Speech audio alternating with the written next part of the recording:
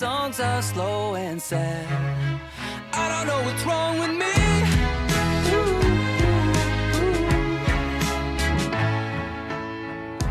Welcome to the Sad Song Queens podcast, where we dive deep into the songs that make us cry. I'm Laura Webb. And I'm Lindsay Wolfington. Today we will be chatting with Morgan Harper-Jones and talking about her song Main Character. Morgan hails from Rochdale in the Greater Manchester area in the UK. After earning acclaim for her debut single Breathe and the EP While You Lay Sound Asleep, Harper-Jones released her first full-length album in March of last year, Up to the Glass, which is a delicate exploration of finding yourself in your 20s against a backdrop of love, self-acceptance, and loss. In September of 2023, we featured 4 songs by Morgan on the soundtrack to the global Netflix #1 film Love at First Sight, music supervised by the two of us. The songs included her cover of I Wanna Dance with Somebody, Lonely, Ships Passing, and an original cover of Video Killed the Radio Star.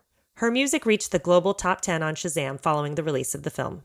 There's a juxtaposition between Morgan's sunny personality and the raw emotion of her songwriting, which often lays her soul bare. She's an old soul in a young body, in many ways reflecting her upbringing from her grandparents. We've been charmed by Morgan for some time, so we are happy for you all to get to know her today. So grab those tissues and let's get into it. To begin, let's listen to Main Character by Morgan Harper-Jones.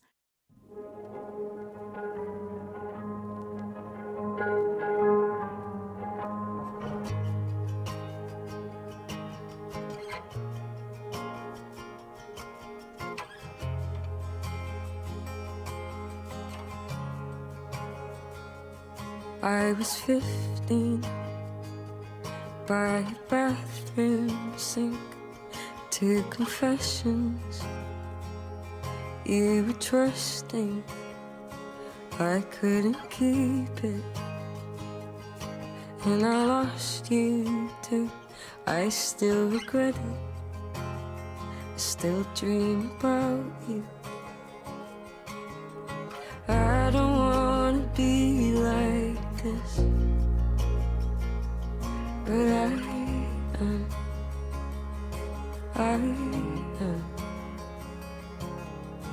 I don't wanna hurt you like this, but I can.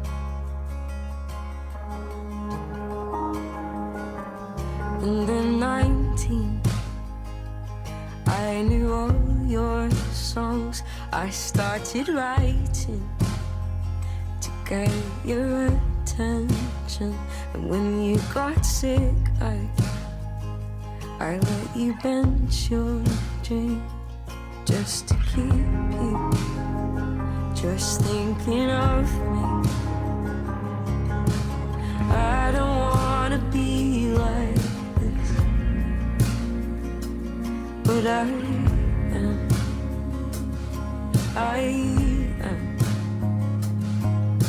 And I don't wanna hurt you like this,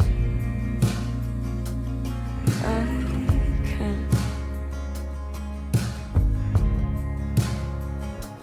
It's always the same these days, banging on the glass. It still happens, a sweet mess in the aftertaste, banging on the glass, like it matters, like it matters, like it matters. And I saw your new love. She looks like me, but kind. A happy ending, at least some peace of mind. But there I go again, stealing the credit. I can't be the hero, I'm too fucking selfish.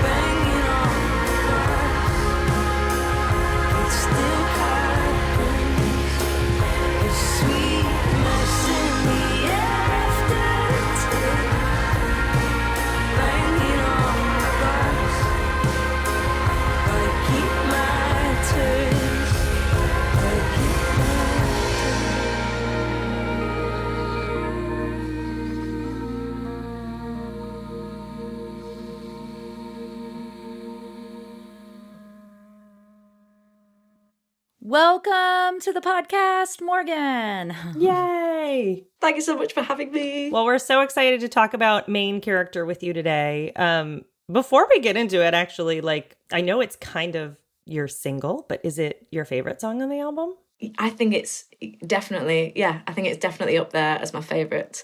My favourites change all the time, but that one's always the constant that goes with whichever other one is my new favourite. So you're like main character and yeah. Right. Well, to begin, we'll jump in with a little bit of our interpretation of what we thought when we heard the song, and then you can tell us otherwise or give us an A+. So Laura, why don't you dive in?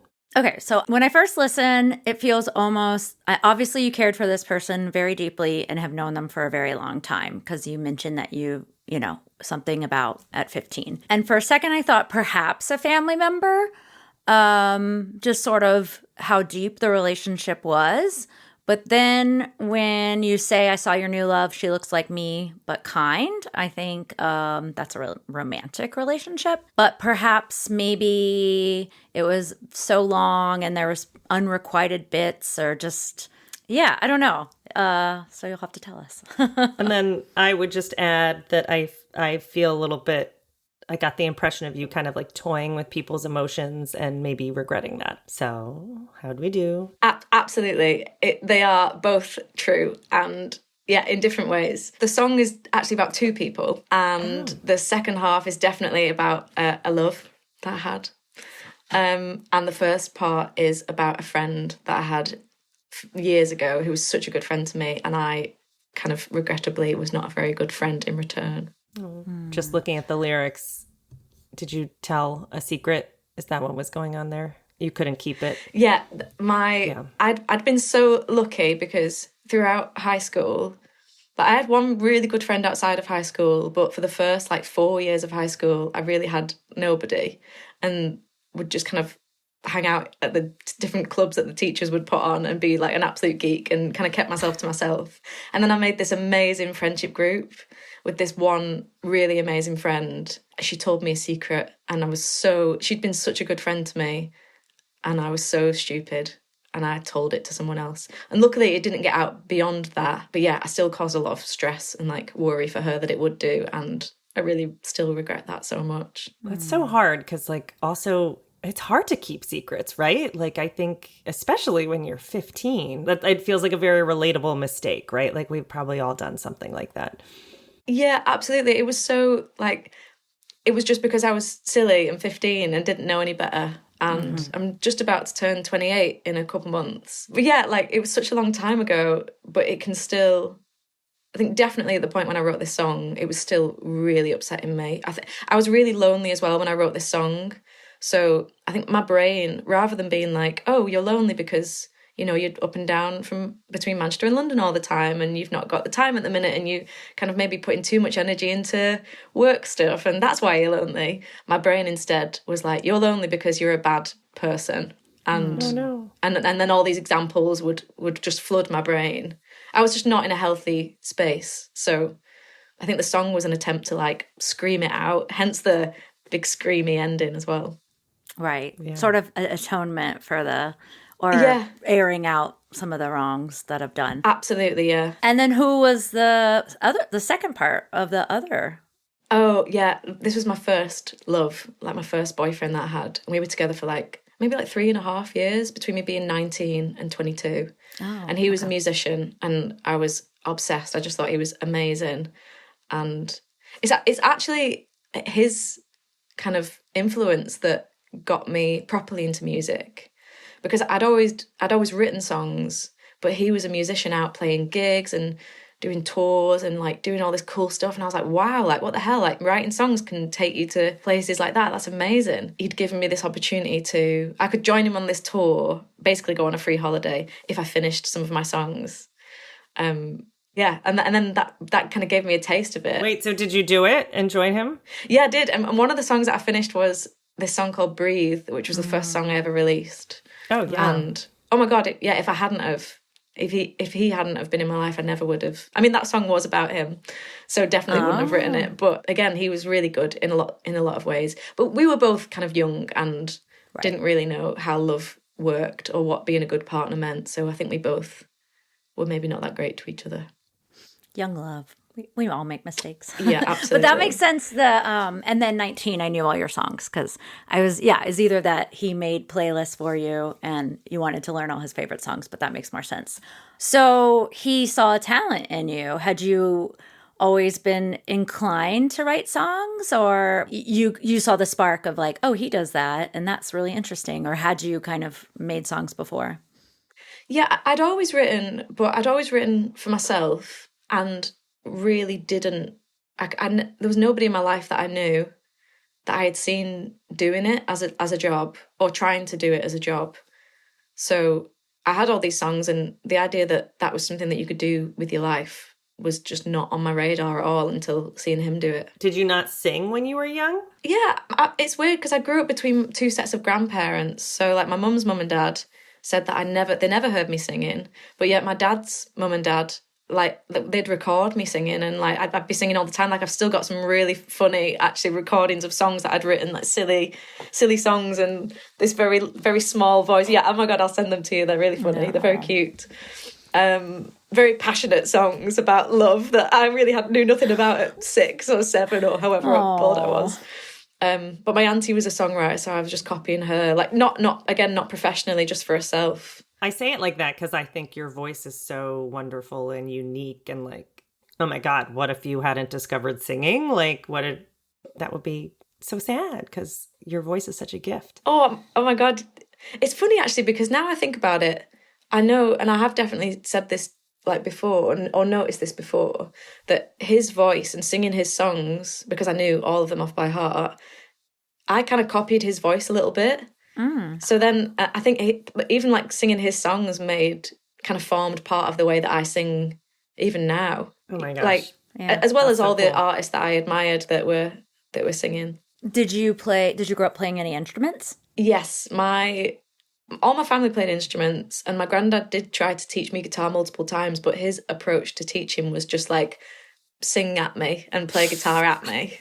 like almost like he was like, great, I've got an audience, I'm just going to sing and play. So I didn't really learn much from my granddad, but when I just started high school, I told my mum I wanted guitar lessons, and she was like, okay. So we went to an old friend of hers to teach me the basics. And now are they like, is everybody surprised you're making a career out of music, or it feels like a natural progression of all the things? Yeah, I think it has felt like a natural progression from, I actually really wanted to go and do musical theatre and be like an actress and be on the stage, and I definitely have that in me, even though I've not explored that in my music so far. I'm starting to a little bit. Maybe that'll be the next project. But that was going to be my path. I was in all the school shows, like always, like was really involved in all of the drama clubs and the theatre clubs. Okay, you have to tell us some of your roles. Oh my God, I was Velma Kelly in the Chicago. What else was I? Oh my God, that was like the most fun I've ever had. And we did loads of things, and I really can't remember any of them. There was one year where the really lovely theatre teacher at school had written his own play, and I was the lead in that as well. It was really fun. The Chicago was definitely a lot more fun. And then I was in West Side Story. What else did we do? Oh, loads of things. I absolutely loved musical theatre. What did you study in, college? Or no, university? Did you go to university?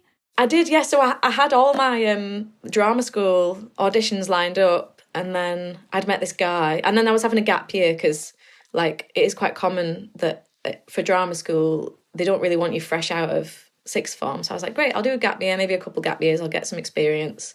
And I was in loads of like different local productions of some like original plays and different things. Nothing professional, just trying to get kind of earn my stripes. But in that year where I'd started writing a lot more, and I was with this guy, I was like, hang on a minute, actually I think it's the songs in musicals that I love the most. Like all of a sudden I was like, I don't think that doing the same thing every night would be that fun. You know, when you get these amazing jobs being on the West End or on Broadway or whatever, it's incredible, obviously, but you've got to do the same thing every night. I was like, hang on, I think it's the songwriting and the songs that I love the most about, like, my involvement in musical theatre. So I cancelled all my drama school auditions and I went to uni to do songwriting instead. So you have like a degree in songwriting? Yeah, which sounds, I always say it sounds a bit like I've like cried over a piano for 3 years and then got a certificate for it, but I promise it was a lot more technical than that. Oh, sure. That sounds fun too. Yeah. Yeah, just a purge. Yeah, right? Yeah. Well, we got the songs that you have given us, so something worked, right? Oh, yeah. So I listening to main character, I was thinking of that quote that we're all heroes in our own story. Have you ever heard that? Yeah. So it just made me think of that with you and the song. And yeah, just like often when we tell stories, obviously we're like, you know, that you were vulnerable and you talked about things that you did wrong, where mostly there's three sides to the story, right? Yours, Oh my God, theirs, yeah, and the objective, right? The truth. Anyway. Yeah.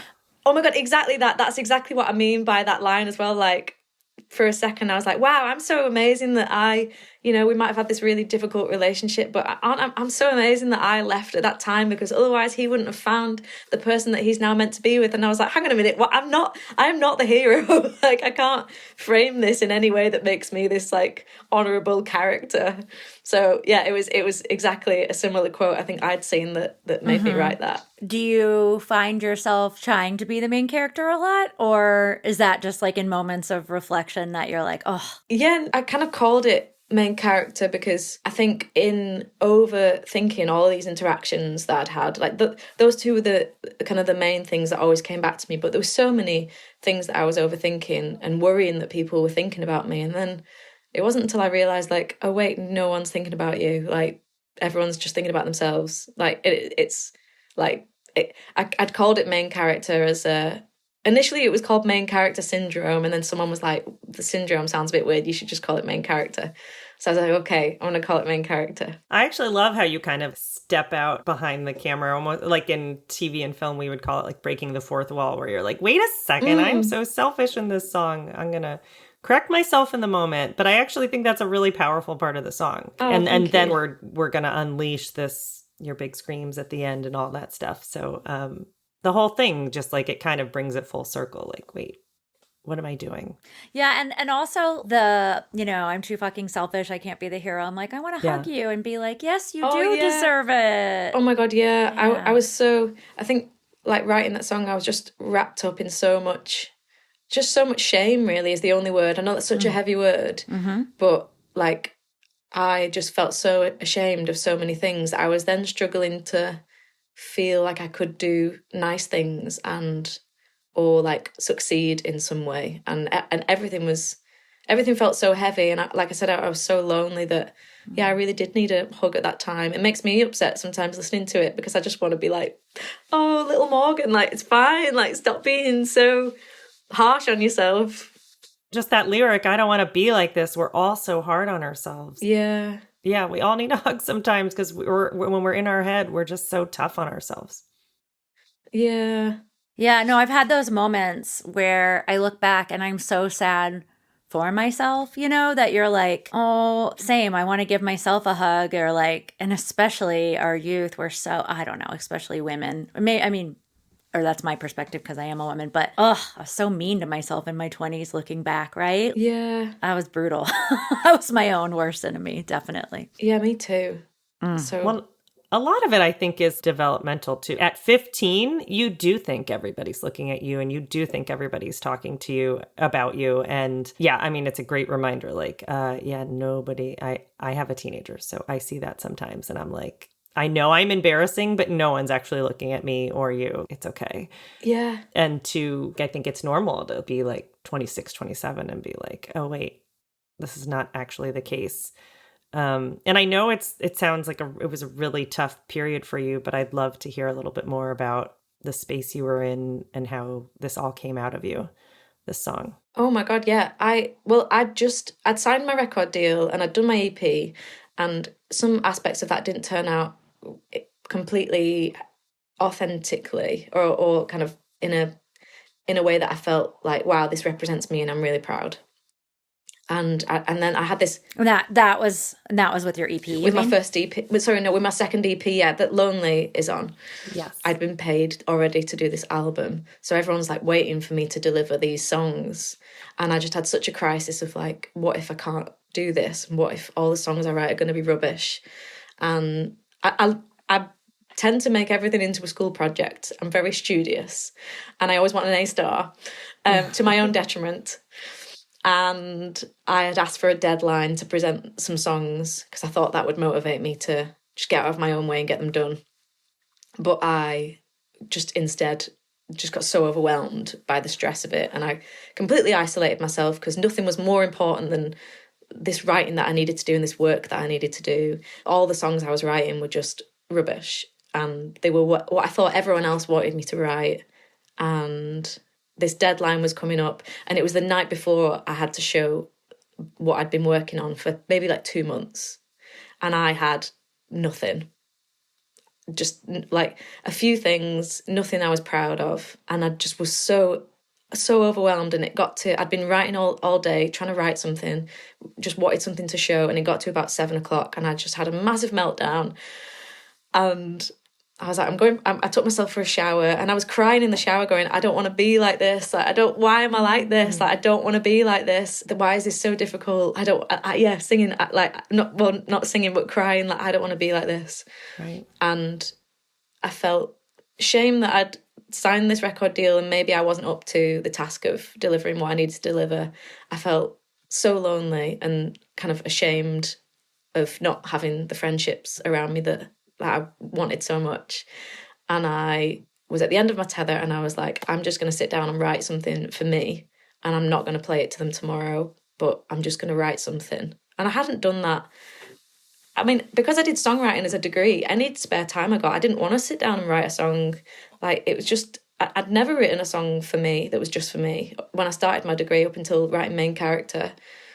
And then the song just came out in like half an hour. And wow. I stayed up till like 1 a.m.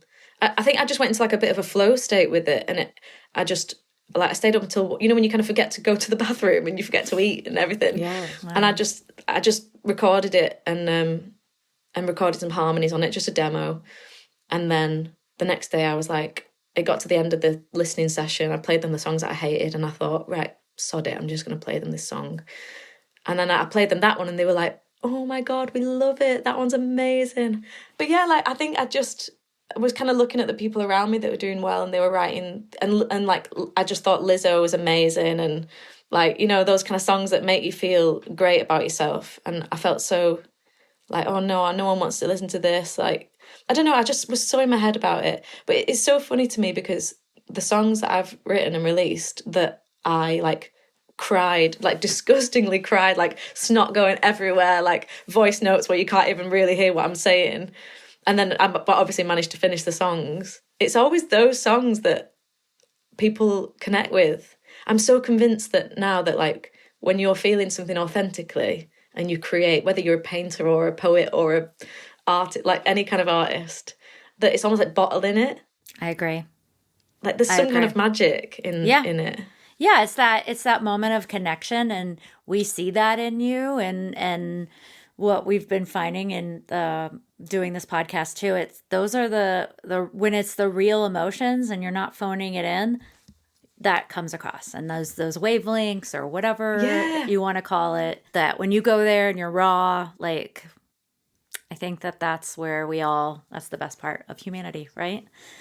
Yeah, I agree. So when you had done songwriting in school, do you think you were just kind of like doing it for the good grade and just sort of like, that's what this professor wants to hear? And just definitely. Sort of, okay. Yeah. In some ways, I think doing a songwriting degree, like, I learned so much, but I also had to unlearn so much after doing it, because like I said, all I want to do is get an A, and I just want a good grade. And I got a phenomenal grade, but none of the songs that I wrote during my degree are any good. They're all like soulless. Oh yeah? Yeah, like just tick box. Do they what are they grading on then? Well, I guess like, I think anything creative, going studying it is so difficult, because like when you go to grade something, you have to follow some kind of mark scheme.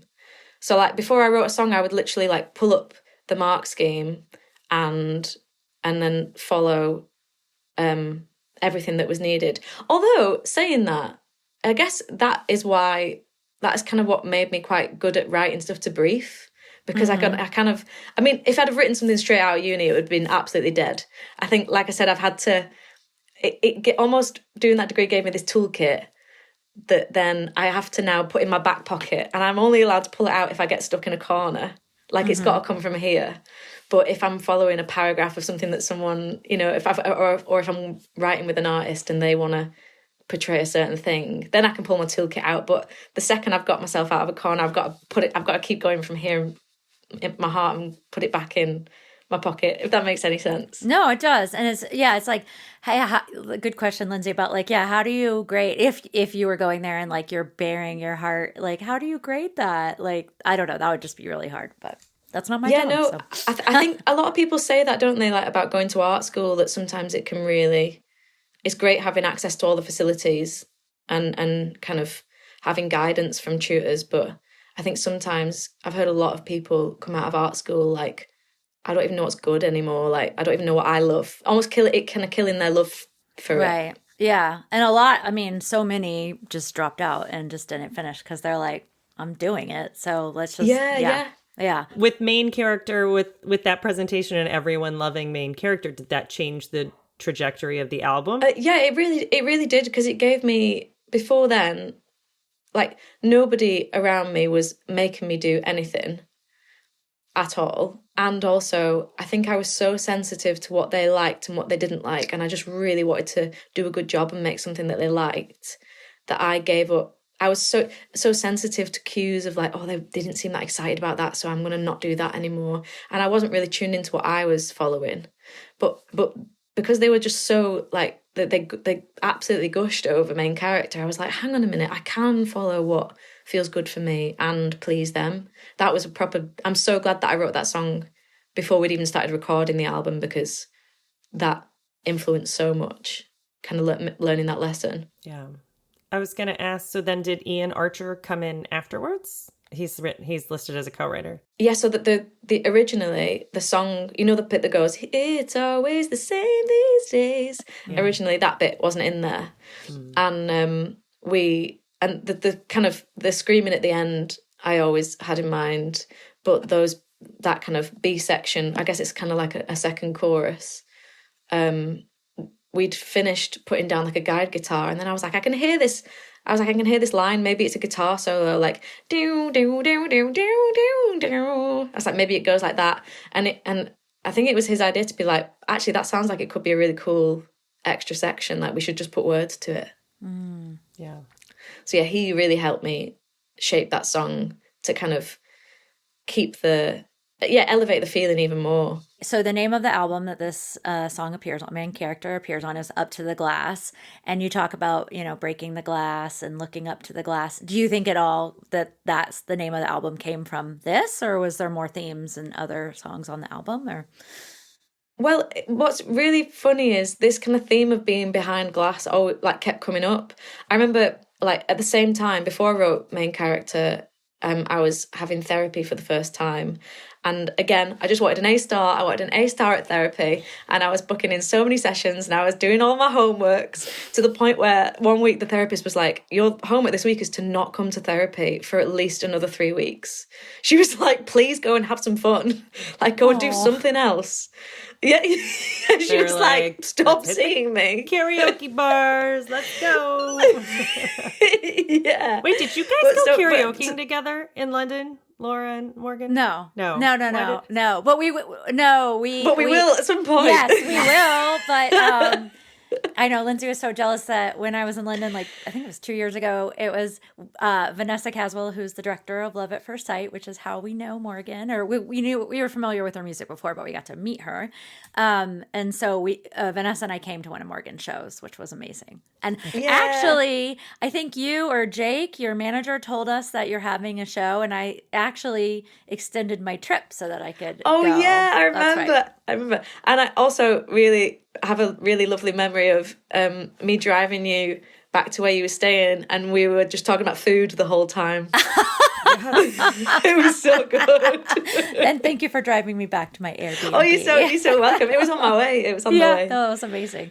Well, speaking of love at first sight, we were fortunate enough to use 4 of your songs in that movie. And you were saying earlier about where I Know I Want to Dance with Somebody isn't your song, it's Whitney Houston's, but I feel like you really made that your own when you were saying before until this album, making things for yourself. Like you own that song, like your performance, the way you do it is like you turn, which we always say is so interesting when we hear covers, when it's turned on its head and it's a whole different interpretation. And the longing that you evoke in that performance is stunning. And I think that's why so many people connected to it in the film and obviously already love the song. But just to give you credit on, you made that yours. Like, it's beautiful. Thank you so much. Thank you. Yeah. That really came from a similar kind of situation where I had just come out of that long relationship and then I was dating for the first time and everything was so exciting. But inevitably I got my heart absolutely broken numerous times, and I was working as a singer, like I was singing in bars loads. And I remember this one night, it was like a Friday night, and I had my loop pedal and I'd done this like party version of Wanna Dance with Somebody, and I was singing it and everyone around me was dancing and I was just on autopilot because I've played that song in that format like a million times, doing that job for as long as I had done. And I remember in my head being like, why aren't you all listening to the lyrics? Like I was like smiling and like kind of like getting everyone to sing along and performing for everyone, but I was thinking, no, this is not a happy song. She really wants to find someone, like, and I was so lonely at that time that I think I just got hit by that frequency. Like, you're saying like there's something in when someone writes something and like whatever's in the sound waves, I think you said. Like, I think just that meaning in the song really hit me, and I was like, that's how I feel. And then I was like, tomorrow I'm gonna make the version of it that it's supposed to be. And I just did it for myself. And then my manager was like, wow, this is great, we should record this. And yeah, I never would have recorded it if he hadn't have said that. Oh, hats off to Jake. Good. I'm so glad.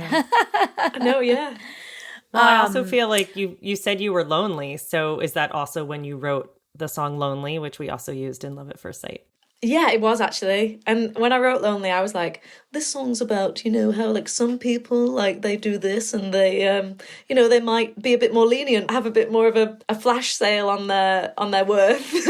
and that was exactly at that time, yeah. I was like super lonely and I'd come out of this relationship and what did she say in the Wanna Dance with Somebody? That there's still enough time to figure out how to chase my blues away. I was always like looking for some way to kind of like soothe the loneliness. So that song was born at the exact same time. That's so funny, isn't it? That like those songs, I never thought like those songs together in that movie, they must be the same frequency because they definitely came about at the exact same time. Oh, that's funny. Yeah, I mean, with the Where We used Lonely, Hadley's it was this moment where like she was just like down on her luck, down in the dumps. So we were looking for a song. We were like, what? That wasn't like a ballad, like it had some pace to it. So yeah, your production on Lonely was so lovely, and the lyrics and your performance just matched that kind of like, can something go my way, please? Yeah, that was exactly it. One of the things that comes up, and like as we're figuring out what songs we want to have for the podcast, and like, is this sad?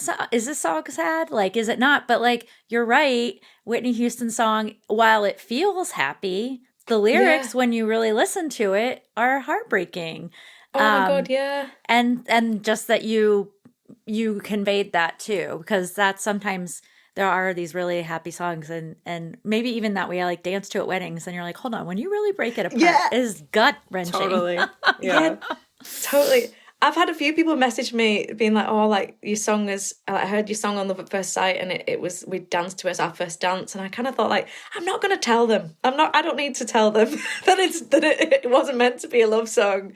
Even though I guess in that sense, it's like, wow, I finally found my person to who loves me. I definitely have danced to that song for sure. Not your version, but And it's a party. Yeah. That's right. Oh, yeah, totally. Yeah. I mean, maybe I should try to just slow dance to your song and cry or something. Just like self-hugging. Yeah. Yes. Do you have a theory about what makes a song sad, Morgan? Ooh, I really do stand by that. I don't think it's a coincidence when someone's writing a song that I don't think any of the melodies, definitely especially melodies, are like a coincidence. And obviously lyrics, that's kind of a more on the nose thing. Yeah, I don't think it's a coincidence that people kind of come out with what they do when they're feeling a certain way. And for me, like whenever I hear a song that really makes me well up, I always really wish I could just like give the singer a call and be like, hey, like when you were writing this, were you crying or were you feeling this? Because it's for some reason opening, like the kind of like bottling it, and when I open the bottle to listen to it on Spotify, it's brought all those feelings up for me. So yeah, I think being really honest is, for no other reason than just to like let the feeling out, makes the most connecting songs. And if that person was feeling sad, then I think that's what makes the saddest songs. Completely agree. And that is actually why we wanted to do this podcast, because like sometimes for our job, the less we know, the better, because we want to try to reinterpret it for a scene. But the curious person and the music lover is, yes, I just want to like call them up, sit down over a coffee and be like, what was going on? Like, let's break this down. Yeah. Agreed. And I was listening to the song last night, and I can't sing it to you now, but literally like whatever your like third chord is, I was like, yep, there it is. That's what makes me sad. I don't know. No, I can't like tell you notes when I hear it back, but I feel like all my favorite songs are like in the same 2 chord progressions probably. Wow, yeah. It's funny, isn't it? Because like, you know, you hear in the like holistic world, like, you know, people do like sound baths, and each one of those bowls has like a frequency, and then that kind of like touches you in some way. And I just think it's not a coincidence. And there's like 7 notes in a scale and like 7 colours in the rainbow. And like, I just think there's something really magic about like we even use that language, don't we? Like, and we definitely do in the English language, like, oh, you're on my frequency, meaning like you're someone I connect with. But like there are actually wavelengths and frequency. Oh, you're on my wavelength. That's another one. Yeah. There are actual frequencies and wavelengths at play. So it's so magical to me. I love that. Amazing. And I never thought about like the rainbow and I love that. I love. We just got really deep. Yeah. So philosophical. We love it. We love it. When we were meeting with our composer for this film, for Love at First Sight, Paul Saunderson, who did a great job with the original score, we were like citing some references, and Vanessa Caswell, our director, we were just kind of talking about the feel and stuff. And Paul broke it down and was like, oh, you guys really like the nylon guitar. And I'm like, oh, yeah, it does. Like, it adds this warmth. But yeah. Oh my God, yeah, I love the nylon. Yeah, now I'm like, nylon guitar on everything. Yeah, me too. Do you use a lot of nylon guitar on your songs? Yeah, I do. Are they on the ones we liked? I mean, we like all your songs, but I can't remember. I think the guitar is the one that my granddad gave me years ago. And I'm pretty sure that, oh God, I'm so bad with guitars. Like people come up to me and they're like, so which guitar do you play? And I'm like, an acoustic one? Like, I don't know. I know well, you do not know. I just was like, oh, I knew this. And but whenever I hear nylon as well in other songs, I'm always like, wow, it's just got such a warmth to it. Like, I can just feel it more. Yeah, and I have like we make folders in different playlists for our job, and I literally have a folder called warmth, because sometimes you just want this warmth in a scene, or tender. I also have a tender, but yeah, and I'm sure if I really went back and listened now, I'm sure most of it has nylon guitar. So yeah. I thought you were about to say you have a nylon guitar folder, and I was like, wow, that's next level. Wow, yeah, so specific. Not yet, but maybe I need to. No. Maybe starting today. Have you heard that there's a theory of like 432 hertz is meant to be like the frequency of the universe. This is like a theory. And 432, like years ago, all music was in 432 hertz. And then when they wanted to create concert pitch, they were like, 432 is kind of hard to remember. Let's make it 440. And then that's really easy to remember. So now all of our standardized music, concert pitch is 440. But there's this theory that if you listen to music in 432, that it like touches your soul on a deeper level. Like some examples are like, I know Adrian Lenker does a lot in 432, and also, that song by Childish Gambino, that Daylight, I'm trying to... Is it Redbone? Oh, yeah. Like, yeah, I think so. I think it is. I remember hearing that song for the first time and being like, wow, what the hell is this? Like, this is crazy. And there's some theories that it's because it's in 432. But just recently I did something really stupid, and I did I've done an EP that's some like songs are coming out now, and there's a version of Ships Passing on there, and there's a version of Video Killed the Radio Star. They're just like acoustic versions that feel like more me. Yeah. And I was like, let's do the whole thing in this Hertz thing. And we did it and finished the whole EP and like mastered it and everything. And I realised that I accidentally did it in 434 instead of 432. So I don't know if it's going to make any difference. But I was like, yeah, it's going to be incredible. Like people are going to connect on it in a different level because it's the frequency of the universe. And then I got it wrong. And this is a very this is like a description of the wave file. Right? Like, I don't even know. I didn't even realize you could adjust it. We see, like, people giving specs for what they need and stuff, but, like, I have no idea. Really. Yeah, like, whatever a hertz is, like, I guess it's, like, different. I don't even know. It's a measure of sound. Is it a wavelength? Right? Yeah, I think so. Some kind of, like, shape of a wavelength. I don't know. I should do more research before I start talking about things on podcasts. No. Is that because I was re-listening to a main character yesterday. I saw, is that Falling Leaves? Because that just came out, right? Like I just thought that was a newer song. Is that on with the 434? So I know I couldn't believe it. But yeah, so there's a version of Leaves on my album that's like, Leaves was like such an emotional song to write, but we needed another pop song for the album, so it got kind of squished into that space. And in my gut, I was like, I just really think that we need to do something that honours the kind of the truth of that song. So the next lot of songs that are coming out are, I guess, focused on me connecting with them. They were definitely led more by like the frequency and like the way that it felt more than kind of whatever was needed to fit the album or like with I've done a version of Ships Passing as well, which is so gorgeous because I remember writing that to like a paragraph. Yeah, that was how we first met you. Yeah. Oh, yeah. Yeah. Like, or the backstory for the listeners is, we were already a fan of yours. We did not know you, but we ended up being like, wow, a lot of Morgan's songs really work for Hadley and the sound of this movie. And so we reached out to your label and said, would Morgan be up for writing a song? And it was during height of COVID, so we all Zoomed. And anyway, you were in the UK, we were in the US. But what a charming person. She's delightful. And it's just that we're older than you, so it's like, oh. But and we had this moment of missed connections, and we told you about it. And then I think we, wrote it down, and then you came back and gave us this lovely song. And I don't even, did we even have notes, Lindsay? I don't even think we did. All of us fell in love with it. One thing I feel like you sent us maybe a verse and a chorus, and then we had a call. And does that sound familiar? Yeah, I think so. Yeah, I remember being on a walk during this Zoom for some reason, and just like sitting outside a church or something while giving this note. Maybe that was the initial one where we brought up the term of like, it's like ships in the night.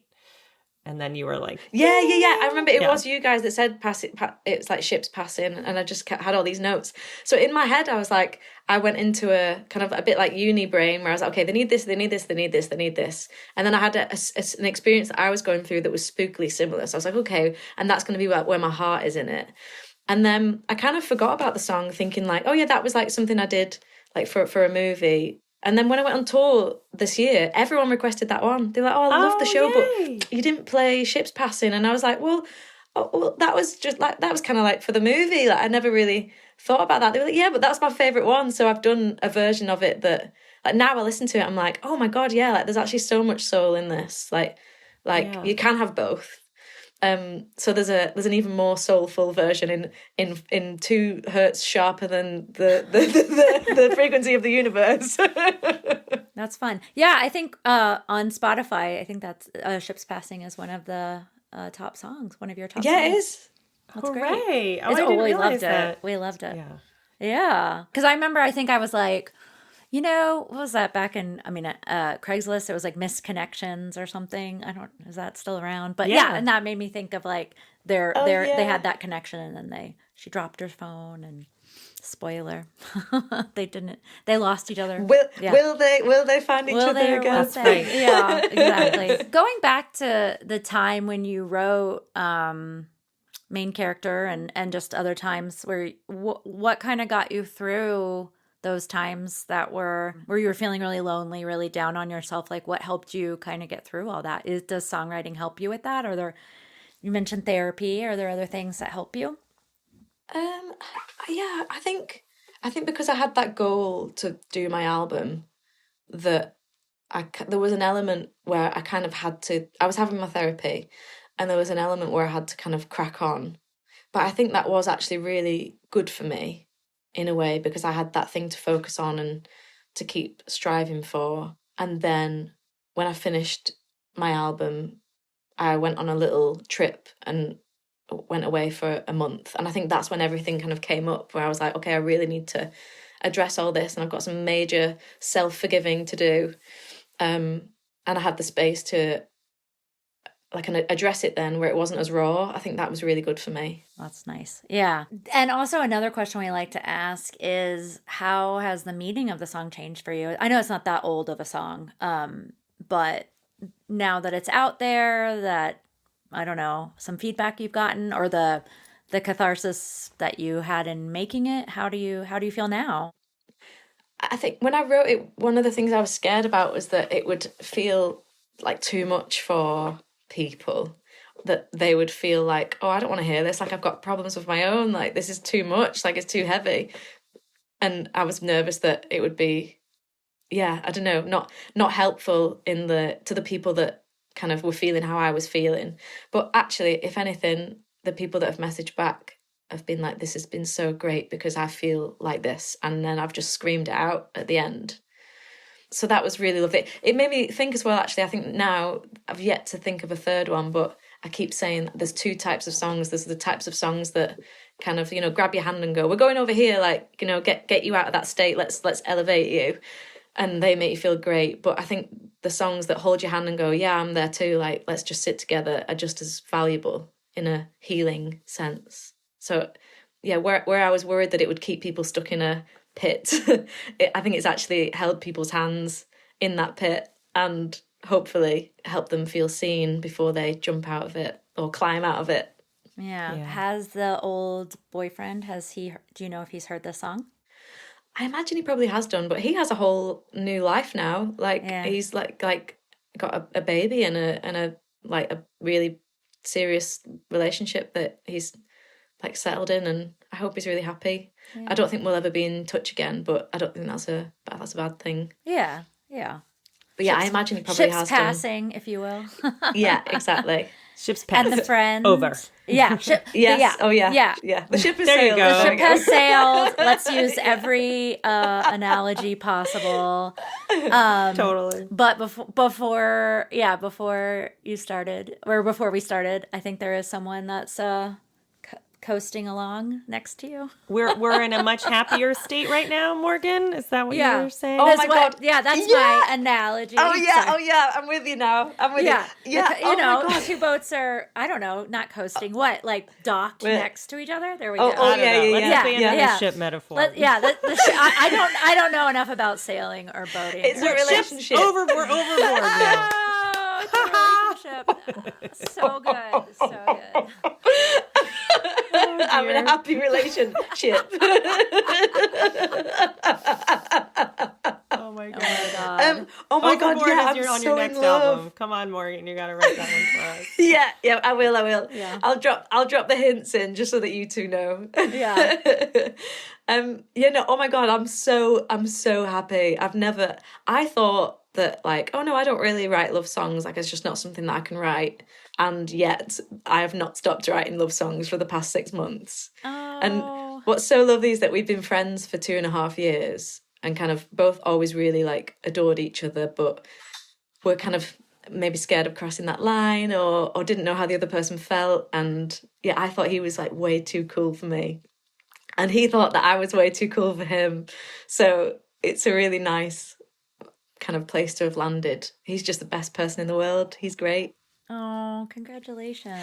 And again, funnily enough, with the magic of like music and those frequencies, I met him because I loved his music. And I never reach out to people to be like, do you want to write together? I've always, like, my managers are so great at putting sessions in with people to collaborate that I've never done it myself. But for some reason I did with him 2.5 years ago. And I definitely wasn't thinking, oh wow, he's like gorgeous, I'm going to go do a session with him and see what happens. I just loved the frequencies that he was kind of putting out into the world. And wow, yeah, I've never met anyone who's on my frequency as much as him. Like, I'd feel so lucky. Wow. Is there going to be a duet or a collab? Yeah, I think so. We've talked about it, yeah. In 432 hertz only, please. Oh yeah, only. Yeah. Even though I have no idea what that means. Yeah, we're going to do a sound bath album. Oh, I would listen to that. I would. Well, so in closing, what are some of your favorite sad songs? Oh, I did make a little list of these. Do you know? Oh, there's this one song by The National. I remember hearing it for the first time and just being absolutely floored. I didn't even listen to the lyrics. I was like, "What is going on?" Like, and I messaged them on Instagram to be like, "Can you please tell me what you were feeling while you wrote this? Because I'm in love." I never got a reply. I just was like, I have to know, like, because I've never as a song affected me so much without even knowing what the lyrics were saying. There was just something in the music and the notes What song? that he was singing. Yeah, it's that one that's like Light Years, is it called? Oh, yeah. Well, I will always be light years away from you, or whatever it is. God, that really hit me when I heard that for the first time. And also, I know that I'm so biased, but the love of my life has written this song. He's an artist as well. And it's called Change. And it's so heartbreaking because when I was like, the different relationships I've been in up until now, I just couldn't settle for some reason. And also some friendships where I actually now, looking back, I just wasn't aligned for those moments in my life and those people. And this song is all about kind of thinking that you need to change and being in those situations and now being out of it and wanting to go back and hug little Morgan. That song makes me cry so much because I think, oh my God, like, I wanted so much to change and be different. So because I thought that's what I would need to fit in the world and be a part of the world. And like now I don't feel like that at all. But I think that song is so special. It's just Are you okay to say who it's by? Oh my God, yeah, it's by Jamie. I'm pointing up here because there's a really cute picture of us. I'm going to show you. Oh, I know okay. no one on the podcast can see this, but yeah, it's just so sweet. Look at us. We're so happy. You are. Look at that grin. Yeah. I know. So what is Jamie's last name? So, well, his artist name for this project, the premise of this project was that he'd had a project called Sven for years. And he'd been down the classic route of being with a label and, you know, like me, wanting an A and wanting to make everyone else happy, that he was like, no, I'm not doing this anymore. I'm going to do a project that's just for me. Like I did with Main Character, I'm going to do a project that's just mine and I'm not going to overthink it. And if nothing comes of it, that's fine. But this has got to be for me. So because he's hilarious, his artist name is The Man, The Myth, The Meat Slab. Yes. Okay. It's so silly. But honestly, this song Change is magic. Silliest Is it name out? of someone performing Yeah, this it song. just it's came out. out Okay. like last week. Okay, I need to go listen to this right away. Yeah. It's so magical. Yeah. Oh. I think I heard it because he'd written it just before we got together and he just showed me as a friend and I just like erupted. And I was like, this is just so, yeah, it just made me want to run back to little Morgan and give her a hug and be like, you don't need to change. I know, right? So you liked his music as Sven when going into that project, and that's what made you reach out, just on as a fan and respecting. Yeah. Okay, all right, I need to go listen. Yeah, he's great. His other project was really great, but I can totally see now and hear now in this new project how like, wow, no, you've totally like come into your own. Like this is like a brand new sound for him. I think you have to go through that though a bit. It's almost like you're honing your craft and you've got to almost make things maybe not knowing who you are to then find who you are. That's great. Morgan, it's always so fun chatting with you. Oh, thank you so much for having me. Honestly, it's been such a pleasure to catch up and natter about music and frequencies and all those things. Yes. And the universe and all the things. Yes. Love it. Thank you, Morgan. All right, talk to you soon. Oh, thank you so much. Thank you for joining us today on Sad Song Queens, because you always need a good cry. We will link these songs in our show page and Spotify. Please give them a listen. Huge thanks to Morgan Harper-Jones, Ian Archer, Jake Shepard, and our friends at Pias, Sophie Wolf and Charles Fitzgerald. Special production thanks to Keahu Kahuanui, Miles Bergsma, Wyatt Rouse, and our researchers Emily Cartham and Sylvia Multhra. Theme song by Weezer, All My Favorite Songs, and outro music by Wyatt Rouse.